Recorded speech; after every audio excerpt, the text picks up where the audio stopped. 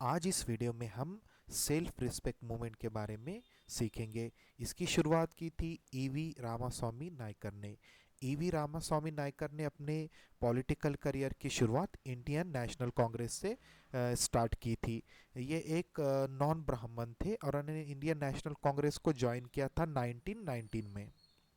और इनका मानना ये था कि ब्राह्मणिकल रिलीजन एंड कल्चर ही रिस्पॉन्सिबल है लोअर कास्ट के एक्सप्लॉयटेशन के लिए।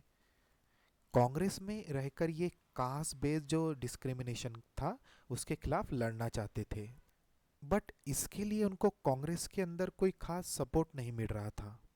और इसी रीज़न के कारण ईवी रामास्वामी नायकर ने 1925 में कांग्रेस को छोड़ दिया। इनका मानना था कि सदियों से डिस्क्रिमिनेट किए जाने के कारण जो लोअर कास्ट के नॉन ब्राह्मण जो थे उन्होंने अपनी सेल्फ रिस्पेक्ट खो ही दी है। और किसी तरह इनके अंदर सेल्फ रिस्पेक्ट अगर जगा दी जाए तो ये जो कास्ट बेस्ड डिस्क्रिमिनेशन है इसे ख़त्म किया जा सकता है। इसलिए इन्होंने कांग्रेस को छोड़ने के बाद तुरंत ही सेल्फ रिस्पेक्ट मूवमेंट की शुरुआत की। रामास्वामी नायकर ने सेल्फ रिस्पेक्ट मूवमेंट स्टार्ट किया था 1925 में। इनको सेल्फ रिस्पेक्ट मूवमेंट का आइडिया तमिल लिटरेचर से आया था, जहाँ पे सेल्फ रिस्पेक्ट को बहुत ज़्यादा ही फोकस या इम्पोर्टेंट दिया गया। इन्होंने सेल्फ रिस्पेक्ट मूवमेंट के through Brahmanical religion and culture को पूरी तरह से मतलब उसका अपोज किया था, ठीक है। या हम कह सकते हैं पूरी तरह से उन्होंने इसे रिजेक्ट कर दिया ये सिस्टम को।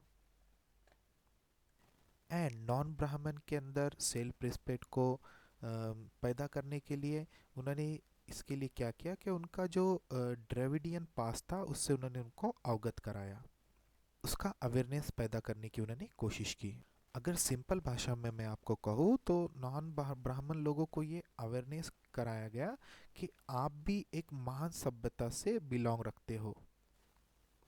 अब देखिए, ये हो गया था कि जो नॉन ब्राह्मण्स थे जिनके लिए ये फाइट कर रहे थे उनके अंदर सेल्फ रिस्पेक्ट वो जगाने की कोशिश कर रहे थे। उन सब लोगों के लिए, नॉन ब्राह्मण्स के लिए, अब ईवी रामास्वामी नायकर भगवान बन गए थे। वो उनको सब इनको क्या कहते थे, द पेरियर, मतलब द ग्रेट मैन, क्योंकि इन्होंने बहुत सारा इनके तरफ से हार्डवर्क और कोशिश की कि ये जो कास्ट बेस्ड डिस्क्रिमिनेशन है इसको ये ख़त्म कर सके और जो नॉन ब्राह्मण्स जो ये लोग हैं इनके अंदर ये किसी तरह से सेल्फ रिस्पेक्ट पैदा कर सके।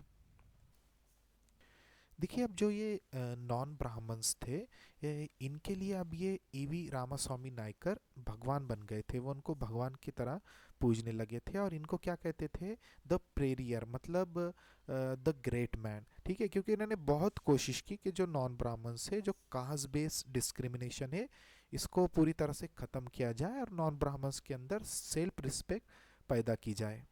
सेल्फ रिस्पेक्ट के दौरान इन्होंने जो न्यूज़पेपर शुरू किया उसका नाम है कोडी अरासू। ये तमिल लैंग्वेज का एक न्यूज़पेपर था। इसके अलावा नॉन ब्राह्मण जो प्रीस्ट है उनकी सुपरिटी को ख़त्म करने के लिए इन्होंने, देखिए, एक बहुत ही अच्छा तरीका निकाला। उन्होंने सेल्फ रिस्पेक्ट वीडिंग की शुरुआत की, जिसके अंदर क्या होता था, जो ब्राह्मण पंडित जी है उनके बिना भी ये शादियां संपन्न होने लगी।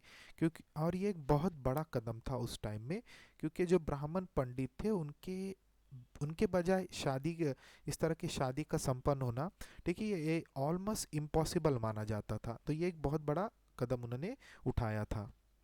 अगर आप आज भी देखोगे तो देखिए, आज भी इस तरह से सोच पाना ऑलमोस्ट इम्पॉसिबल है कि जो ब्राह्मण पंडित के सिवा शादी हो रही है। बट उन्होंने उस टाइम इसके लिए बहुत स्ट्रगल किया।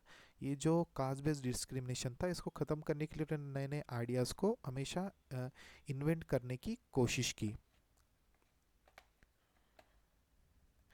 और इसमें इनको काफ़ी कामयाबी भी मिली एवी रामास्वामी नायकर को, नॉन ब्राह्मण के दिलों में सेल्फ रिस्पेक्ट पैदा करने की इन्होंने जो कोशिश की थी उसमें ये कई हद तक कामयाब हुए।